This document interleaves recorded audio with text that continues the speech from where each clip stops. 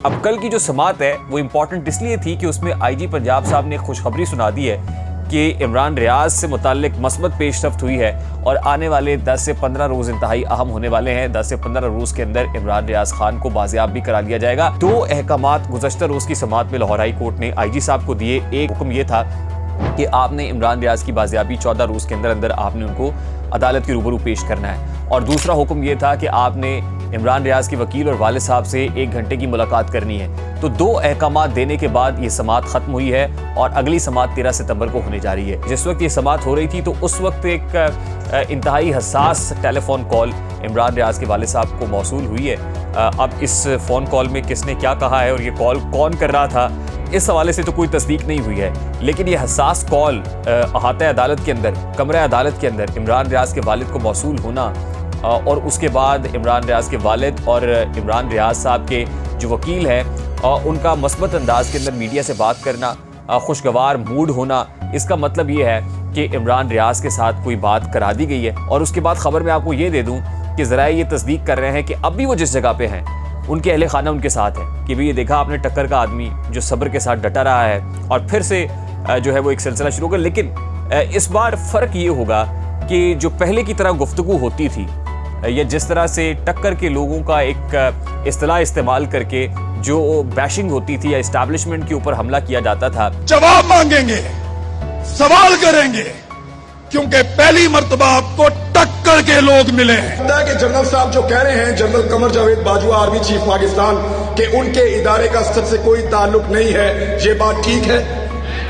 अब वो करने की इजाजत नहीं होगी और ना ही उस अंदाज में आपको कंटेंट देखने को मिलेगा। ये भी मैं आपको बावसूख अंदाज में बता दूं, ताहिर रफीक भट्ट साहब पर कातिलाना हमले की इस्लामाबाद का सेक्टर F11 बताया जाता है और F11-1 के अंदर जिस वक्त वो अपने पोते के साथ चहलकदमी कर रहे थे, अपनी गाड़ी के अंदर आए थे, डबल केबिन डाले के अंदर उनके गार्ड्स भी उनके साथ थे, तो उस वक्त चंद लोगों ने उन पे हमला किया है। अस्सलाम वालेकुम मेरे सादा से पाकिस्तानी, मेरा नाम रेहान तारिक है और आप मेरा यूट्यूब चैनल और फेसबुक पेज देख रहे हैं। 2 बड़ी इंपॉर्टेंट खबरें आपके साथ शेयर करनी है और ये दोनों इंपॉर्टेंट खबरें आपको main stream media TV screen के ऊपर ना देखने को मिल रही हैं न सुनने को मिल रही हैं, बावजूद इसके कि ये इंतहाई अहम नौयत के मामले हैं, इंतहाई अहम नौयत के केसेस हैं, लेकिन बावजूद इन्हें टीवी स्क्रीन से हटा दिया गया है। ये टीवी स्क्रीन पर आने की मोहलत या मौका नहीं दिया जा रहा है। पहली इंपॉर्टेंट खबर का ताल्लुक सहाफ़ी इमरान रियाज खान से है और इमरान रियाज खान की बाजियाबी को लेके बहुत सारे ट्रेंड्स चलाए जा रहे थे और फिर बहुत सारी स्पेकुलेशंस भी हो रही थी मार्केट के अंदर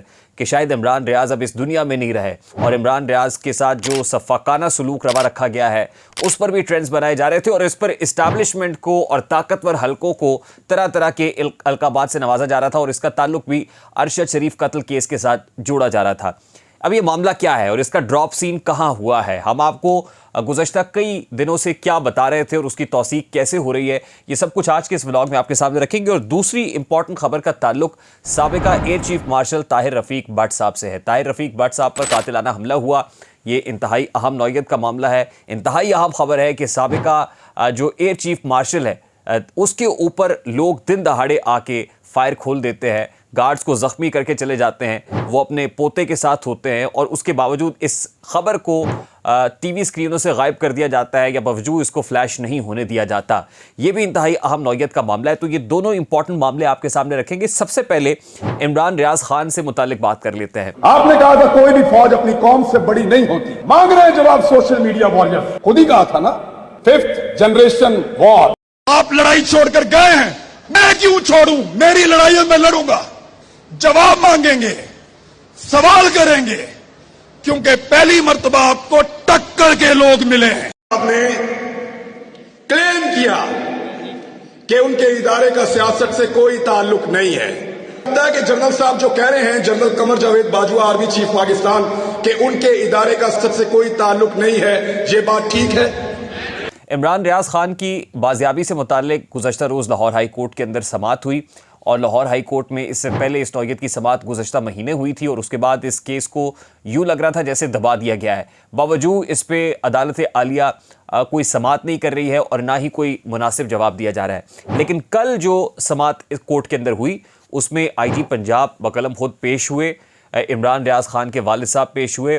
वालिद साहब जो है तवातुर के साथ कोर्ट के चक्कर लगाते रहे हैं और फिर मियाँ अली अशफाक एडवोकेट मेरे लिए बड़ा हैरानकुन था। ये मियां अली इशफाक एडवोकेट वही हैं जो इससे पहले भी इमरान रियाज खान के साथ देखे और पाए गए, और फिर इमरान रियाज खान की बाजियाबी के लिए, ज़मानत के लिए पहली बार जब गिरफ्तारी हुई तो उस वक्त भी तगोदौ करते रहे, और फिर इनको लाइमलाइट में रहने का बहुत शौक भी है। और फिर ये जब ख़ास तौर पे ये जो सहाफ़ी दोस्त हैं, इवन अमजद शुएब साहब के केस के अंदर भी ये बतौर वकील पेश होते रहे, और फिर उसके बाद ये आके बड़े ही फ़ख्रिया अंदाज के अंदर ट्वीटें भी करते हैं, सोशल मीडिया के ऊपर भी इनको सताइश और दाद समेटने का बहुत ज़्यादा शौक है। लेकिन गुज़श्ता कई महीने से ये पाकिस्तान के अंदर पाए नहीं जा रहे थे, लंदन में थे, और लंदन में इनकी मुलाकातें वहाँ पर जो आदिल राजा साहब हैं जो कीपैड वॉरियर हैं उनके साथ भी होती रही हैं। और फिर इवन पाकिस्तान तहरीक इंसाफ के बहुत सारे लोग इमरान रियाज खान के इन एडवोकेट दोस्त को शक भरी निगाह से भी देखते रहे हैं कि भाई उनका दोस्त इस वक्त किस हालत में है, वो ज़िंदा भी है या इस जहान फ़ानी से कूच कर गए हैं। तो मियां अली इशफाक एडवोकेट साहब जाके लंदन में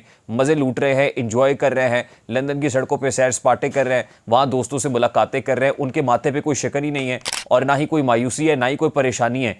आपका इतना प्यारा दोस्त पता नहीं है नहीं है, कन्फ्यूजन इतनी है, बेचैनी इतनी है, इस्तराब इतना है, उनके वाले साहब अकेले अदालतों के चक्कर लगा लगा के पाँव घिसा घिसा के थक गए हैं, लेकिन आप लंदन में सैर सपाटे कर रहे हैं।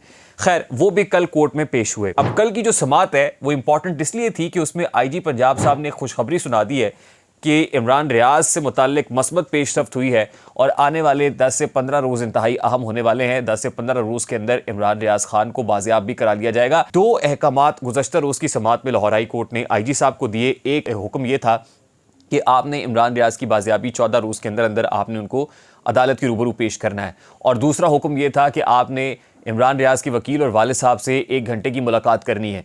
तो 2 अहकामात देने के बाद ये समात ख़त्म हुई है और अगली समात 13 सितंबर को होने जा रही है। जिस वक्त ये समात हो रही थी तो उस वक्त एक इंतहाई हसास टेलीफोन कॉल इमरान रियाज के वालिद साहब को मौसूल हुई है।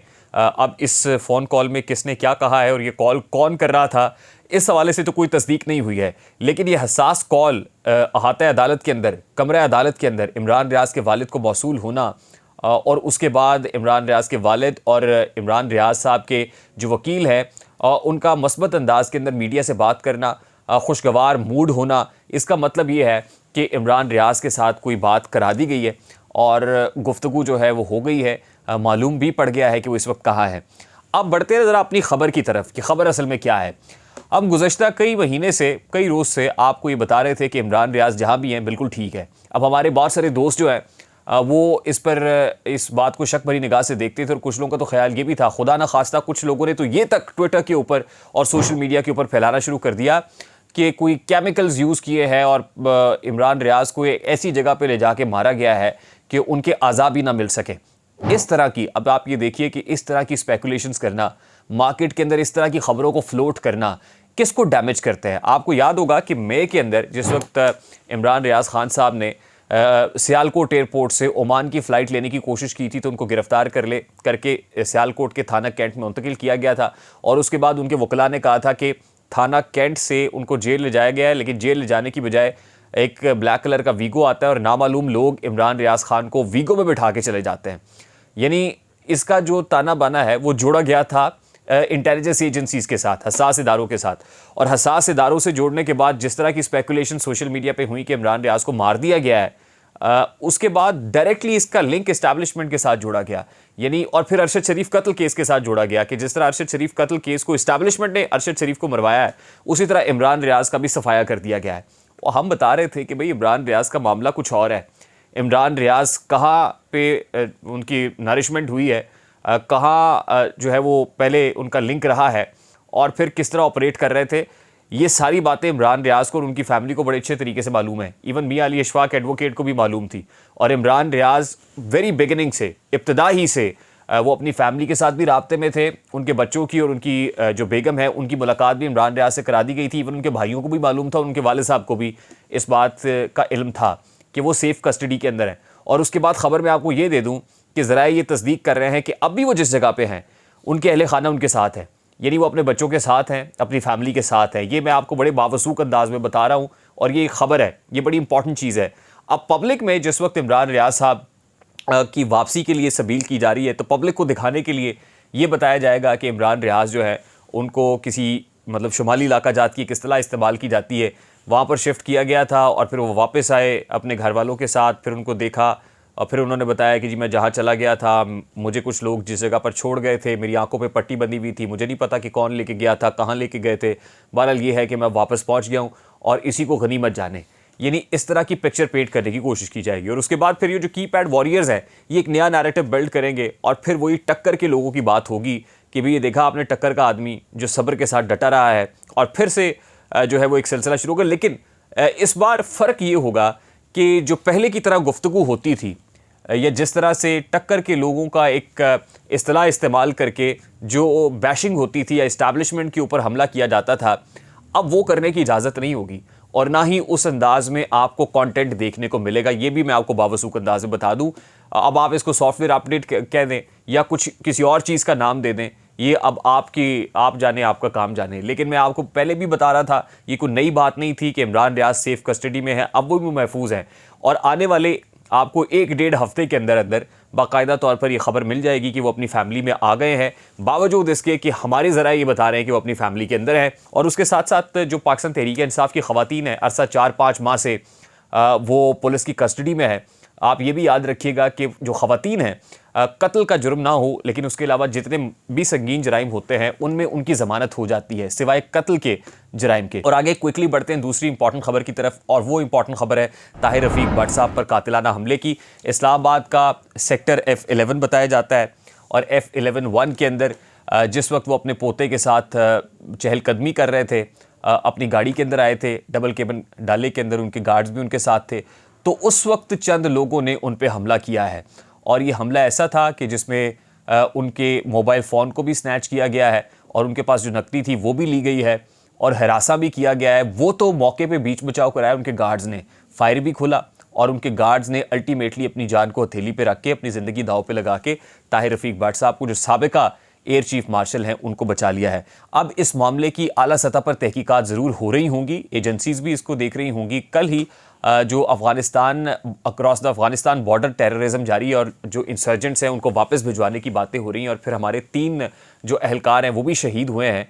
तो ज़ाहिर है हमारा जो वेस्टर्न बॉर्डर है उसके ऊपर भी टेंशन चल रही है। तो इसलिए मुझे तो याद है इस्लामाबाद के अंदर एक एसपी ताहिर दावड़ साहब थे और ताहिर दावड़ साहब को उठा के जैसे अफगानिस्तान ले जाया गया था और अफगानिस्तान में जाके उनकी मौत वाक़या हुई थी और फिर लाश वापस लाने के लिए आपको याद है कि उस वक्त मुराद सईद साहब भी थे और फिर कुछ और लोग थे मकामी, और फिर वो लाश वहाँ से वापस आई थी। तो ये मैसेजिंग बड़ी इंपॉर्टेंट होती है ऐसे दौर में कि जब इंसर्जेंट्स का कला कमा और इस्टेब्लिशमेंट भी और फौज भी पूरा जोर लगा रही हो, ऐसे में ये मैसेजिंग और सिग्नलिंग बड़ी इंपॉर्टेंट है। अब ये खबर मेन स्ट्रीम मीडिया के ऊपर तो नहीं है, कहा जा रहा है इसको मामूली सा कि जी मोबाइल स्नैचिंग की वारदात है, मोबाइल छीनना मकसूद था या कुछ लोग आए थे और उन्होंने बंदूक की नोक पर डकैती करने की कोशिश की है। तो फिर ये डकैती साबिका एयर चीफ मार्शल के साथ ही क्यों, और फिर इतनी खूनी डकैती है जिसमें गोलियां भी चल गई और उनके गार्ड्स भी बदतरीन अंदाज में जख्मी है। ये तो खुदा का शुक्र है कि ताहिर रफ़ीक भट्ट साहब को कुछ नहीं हुआ। ताहिर रफ़ीक भट्ट साहब वाइस एयर चीफ मार्शल भी रहे हैं और राव कमर सुलेमान साहब के बाद जो है इन्होंने बतौर एयर चीफ मार्शल जो है वो चार्ज संभाला था। मेरी इनके साथ एक मुलाकात भी है और वो पाकिस्तान एयरफोर्स अकेडमी रिसालपुर के अंदर है। उस वक्त भी मैं उस वक्त से भी इनको जानता हूँ जिस वक्त ये वाइस एयर चीफ मार्शल थे और राव कमर सुलेमान साहब उस वक्त एयर चीफ मार्शल हुआ करते थे। तो ताहिर रफ़ीक भट्ट साहब जो है इंतहाई कॉम्पिटेंट ऑफिसर के तौर पर काम करते रहे और इंतहाई मेहनती अंदाज के अंदर, इंतहाई जो है क्रेडिबल अंदाज के अंदर इन्होंने जिस तरह पाकिस्तान एयरफोर्स के जो है मामलात को चलाया है वो भी किसी से ढका छुपा नहीं है। एयरफोर्स अकेडमी रिसालपुर को भी जो है वो डील करते रहे बतौर कमांडेंट। तो बहरकैफ ये जो इंसिडेंट हुआ है ये बड़ा क्रिटिकल इंसिडेंट है, इसकी प्रॉब होनी चाहिए और लोगों के अंदर जो है वो तशवीश ज़रूर है। ख़ास तौर पे इस्लामाबाद में जो इस्लामाबाद F11 के जो रिहायशी हैं उनके अंदर भी खौफ की लहर दौड़ गई है क्योंकि इतनी इंपॉर्टेंट की पर्सनल हो और उसके ऊपर इस तरह की जो है वो वारदात हो या इस तरह से लोग आके उसको हिरासा करें। तो this is something of very serious concern and very alarming as well. मुझे रेहान तारिक को इजाज़त दीजिए, अपना बहुत सारा ख्याल रखिएगा। अस्सलाम वालेकुम।